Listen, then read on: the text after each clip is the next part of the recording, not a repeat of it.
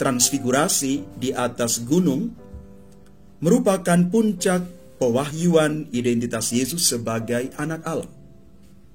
Puncak pewahyuan identitas Yesus. Inilah anakku yang kupilih, yang kukasihi, dengarkanlah dia.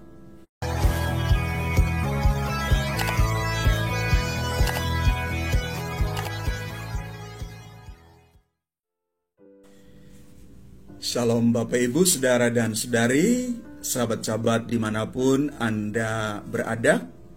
Saya mengucapkan selamat hari Minggu untuk kita sekalian. Dan hari ini kita bersama seluruh gereja merayakan pesta Yesus menampakkan kemuliaannya.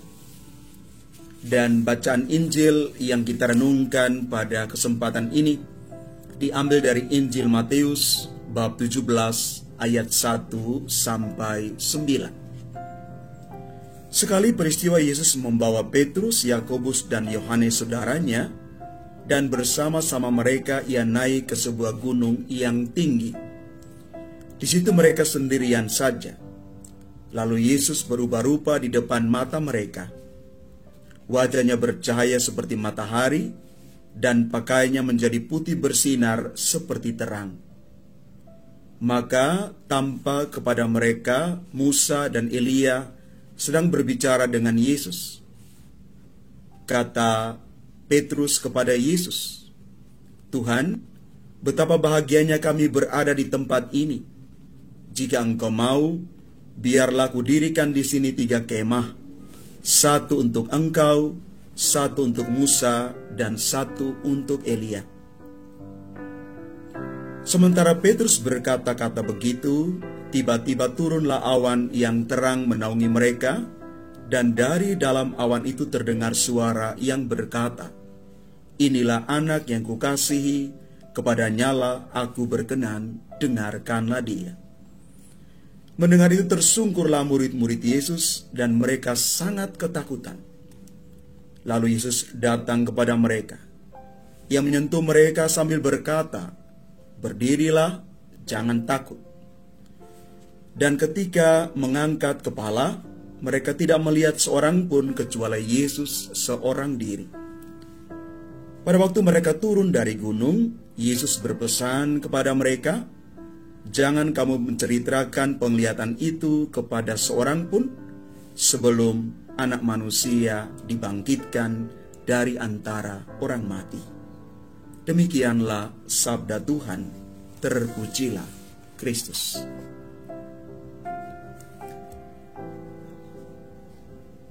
Bapak, Ibu, Saudara, dan Saudari yang terkasih, peristiwa Yesus menampakkan kemuliaannya, atau kita kenal dengan istilah transfigurasi di atas gunung, merupakan puncak pewahyuan identitas Yesus sebagai anak Allah. Petrus, Yakobus, dan Yohanes menyaksikan wajah Yesus berubah dan pakaiannya menjadi putih berkilau-kilauan. Mereka masuk ke dalam pengalaman ilahi dan menyaksikan kemuliaan Yesus. Pewahyuan ini diperkuat dengan kehadiran 2 tokoh besar Perjanjian Lama, yaitu Nabi Musa dan Elia, yang berbicara dengan Yesus tentang misinya di Yerusalem. Kehadiran Allah Bapa lewat simbol awan dan suara itu merupakan puncak pewahyuan identitas Yesus. "Inilah anakku yang kupilih, yang kukasihi, dengarkanlah dia." Kata-kata ini mempertegas jati diri Yesus sebagai anak Allah. Maka peristiwa transfigurasi mengingatkan para murid bahwa Yesus itu tidak sekedar guru biasa dari Galilea. Transfigurasi tidak sekadar pertunjukan kemuliaan Yesus. Tanggapan kita tidak cukup hanya sampai pada tingkat mengagumi, menikmati, dan mempertahankan rasa bahagia yang dialami selama mungkin.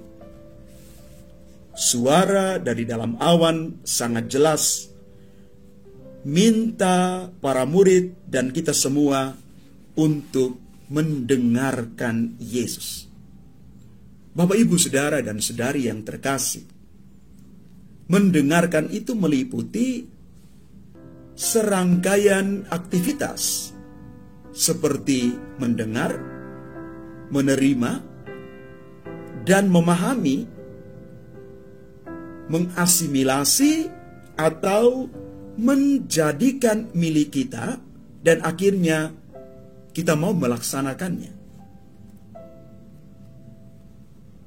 Dalam konteks kita, Bapak, Ibu, Saudara, dan Saudari yang terkasih, kita tidak perlu ke gunung untuk mengalami kemuliaan Tuhan. Tuhan senantiasa menampakkan kemuliaan-Nya kepada kita dalam banyak kesempatan.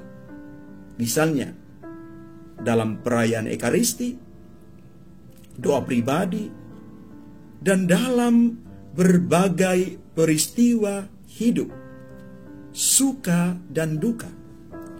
Hanya kita perlu membina, mengasah kepekaan rohani dan keterbukaan untuk mengalaminya.